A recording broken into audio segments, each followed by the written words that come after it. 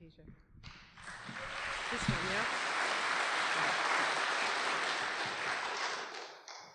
yeah? Thank you very much. It's very good to be here, coming from Cork. I'm coming home. And I want to thank Niamh O'Sullivan, actually, for kind of finding my work and placing it in relationship to famine. The way I work is never certain, and I adored this kind of lure of the impossibility of representation.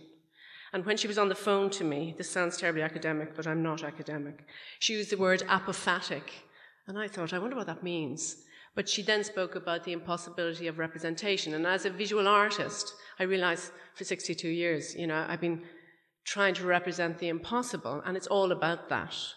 But the word apophatic is so exciting. It comes from the Greek. Apo means off or away from, and phanai means to speak. And it refers to transcendence and unknowability. And it's used in terms of religion, as apophatic religion, of knowledge of God obtained through negating concepts that apply to God, to speak only in terms of what may not be said. And as a visual artist who shies away from words, that is terribly, terribly exciting. And I find the visual extraordinarily powerful, but also always falls short. It's frustrating the way it always falls short. And I've spoken before about the impossibility of a great work of art, and now we live in a society where there's a market that's obscene when it comes to prices of art, and that makes it even more difficult to be an artist because you're caught up in this awful kind of business. But to get to the pieces, and I'm just going to refer to 5 pieces of work. This is the basking shark currach that you might have seen up in the exhibition upstairs. And I have a fondness for these things, and when I meet them again, they kind of remind me of how it was that I made them. And there's always stories behind these things. But I found the basking shark on a beach in Wexford, thanks to the Irish Whale and Dolphin Group, and I had found the little currach that Peter referred to from a place called Mehalmara on the Lee, where they train young people to make boats. It's a fantastic force scheme. And they both came together. The scale of the shark, in some sense, fitted the scale of the currach. And the beautiful accident of the fin of the basking shark functioning almost like a keel.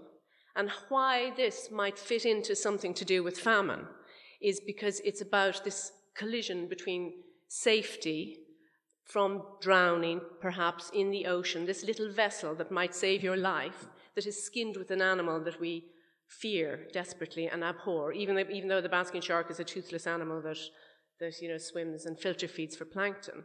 There is this primal fear that people have in relationship to shark, and I've always been very, very attracted to shark because so little is known about them and about their age and the fact that they were one of the first animals living on this planet, and now they're under massive threat by finning, especially by the Chinese market. When they actually cut the fins off the animals and throw them back into the sea and they drown. It's just unbelievably awful. So the little basking shark currach, when Niamh came to my studio, we spoke about that in terms of safety and fear and those two relationships that come together. And also the way now its life will be seen in relationship to famine. And the thing about something as monstrous as famine is that as humans we find it impossible to relate to it.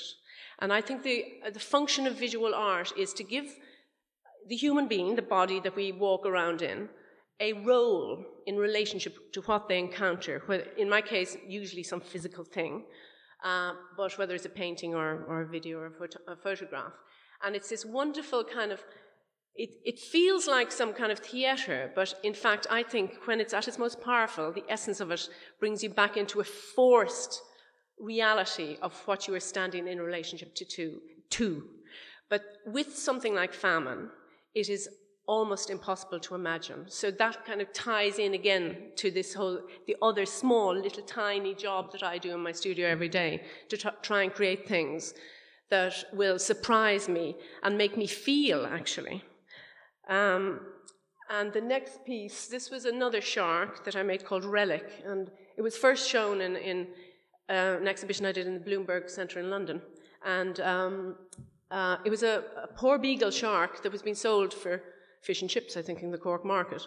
And a friend of mine used the meat for his restaurant. And then I formed the animal so that it looked like it was still alive, and gilded the lining of his skin with gold. The skin of something, again, that most people are repulsed by or afraid of. I was trying to invert and make into something very precious. And this notion of disembodiment is something that intrigues me more and more, and it's why I could never paint a painting or make a sculpture of a person, because it's about absence, and it's about loss, and it's about our own potential loss and the brevity of our existence on this planet, which in some sense we should be able to dive into the massive scenario that goes on in the world in relationship to our own frailty and vulnerability. But there's something, maybe it's genetic, that protects us from accessing that horror.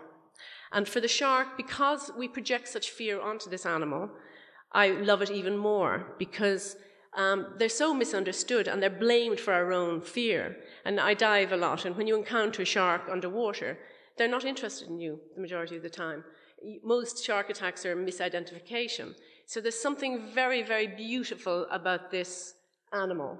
And when you see it in real life, you have this mixture of the abomination of the skinning, which is brutal, but the animals were dead when I found them and weren't killed for my own use. But then the attempt is to try and beautify. It's always to try and beautify and bring something back to a kind of a gentle acceptance of this territory of uncertainty, which leads to a piece called Pearl Bone. I was asked to do a project in the Bloomberg Centre in London. And what's lovely sometimes, a bit like making the piece or having the piece that Niamh saw in my studio now go into the scenario of famine and have a different context or a different endorsement. You go to Bloomberg, they're all working in their offices and they're telling you the value of the yen or the dollar. And you see all these glass little boxes with people at their computers. So I can't just put a piece of work in there that is out of context. So I decided I would, in the 15th century, the trouble with me is I tell stories. I know I've only got 15 minutes, but the stories are what it's about. They're so exciting. For me in my life, it's very exciting. So my brother, who's a scientist, who might be here tonight, I've asked him, does he know any scientist who's dealing with pearls? Because in the 15th century, the pearl was the most valuable item on the planet, and it was used as currency.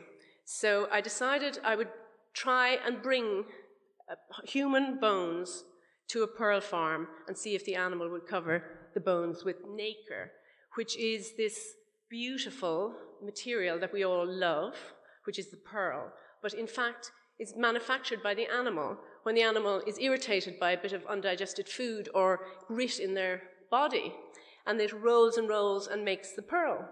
So we found a pearl farm in Tahiti, which was very nice. So I went to Tahiti for 10 days with a human hand, the fingertip bones of a human hand in my pocket. And my Aunt May, who grew up in Cork and Montenotte, was a pathologist. And her house, there were always bits of bones lying around, because in those days they used bones for educational purposes. Now they're all plastic. And obviously there's a big kind of law against using human bones. So I was sitting in the plane. I was sitting in the plane with the fingertip bones of a human in my pocket, going, oh my God, who was this person? And but feeling okay about it, because what I was trying to do was bring something that is part of all of us. We all have these bones, and the tips of our fingers are tiny, but we so refuse to kind of consider our own structures, because maybe, again, about this whole thing about fear. And but I did feel if I was dead and somebody found my hand and brought it to Tahiti and put it into a pearl oyster, that was my way of saying it was okay. And also, what happens in the end is it beautified? Is something that we fear, the bone, then made okay because it's covered in black pearl? And what the animals did was they regurgitated 4 of the fingertip bones, and I ended up with just 1. But what was so beautiful for an artist, for this art historical kind of context, is it's the index finger, which refers to the Michelangelo, it refers to the St. Anne by Leonardo da Vinci. And it was this directive thing, which is pointing upwards, which for me, you know, if there had been 5 fingertips, they would have been like nail varnish, perhaps. So that is another piece that actually brings us, I make notes and I don't really refer to them at all, but I'm going to tell you one other quick story. At the same time as I was working on that, I was asked to make a piece for the Imperial War Museum in England. I don't know why, but sometimes you get these invitations, and it's kind of a competition. And I came up with an idea which it really confirmed for me the abhorrence people have for our own human structure and our own bones. The idea was about the north of Ireland, and I went to the Imperial War Museum, and there's nothing there but tanks and guns, and you think, what the hell is this about? Is this promotion, or is this something to tell us we shouldn't go to war? So the idea was to get the top of a human skull and engrave into the top the 3,700 people that died in the north of Ireland, try and find their signatures, which would then personalise it, engrave it with indigo into the top of the head, one on top of the other, on top of the other, on top of the other. You would end up with this beautiful blue indigo glow, and you wouldn't be able to read any of the names. So that was the idea. Rejected. Not uncommon. Most of my ideas are rejected. But, which makes, I think there's some kind of weird makes me feel good in a way. Maybe if they're all accepted, I'd feel bad. So there are 2 other works that I will just show you that have something to do with a communal situation, which like if we were here in the mid-19th century, it would have been a communal death, a communal suffering, and that impossibility of speaking about it is the kind of circularity that you have to go around the thing because it is impossible to talk about. And I remember reading a book by Elaine Scarry called The Body and Pain.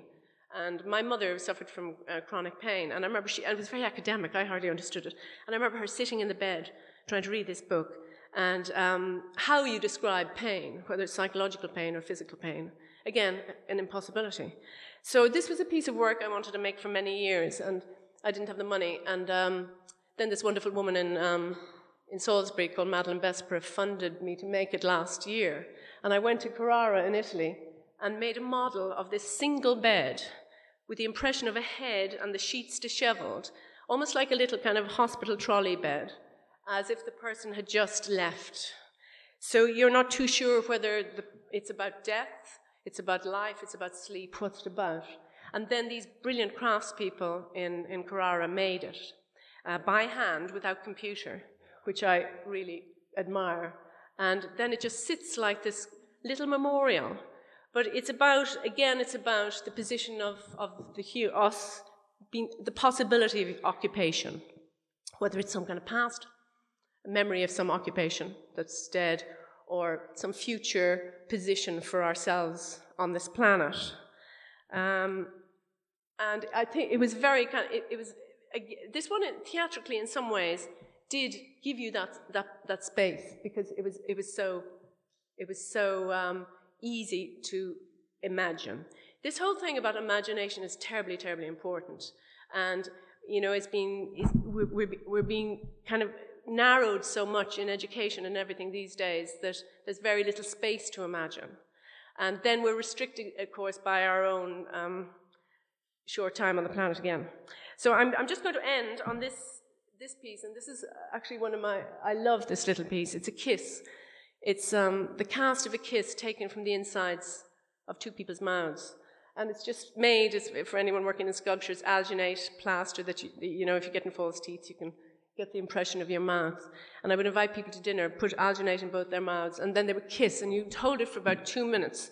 So the pressure, it was very funny, there was nothing erotic about it whatsoever. So when the mouth, you can see the top of one palate meeting the top of the other palate, and where the 2 lips meet most intimately is where the hole is. So, because that's where the lips pressed the alginate away, and that's where the skin touched the skin. And so, in some sense, maybe all my work is about loss, but again, the inversion of loss is gain. So this is almost like a skeleton of a kiss. And again, it's I suppose, proof of something that existed, but that has become this bone. And that's the last piece I'll talk to you about. So thank you very much. Thank you.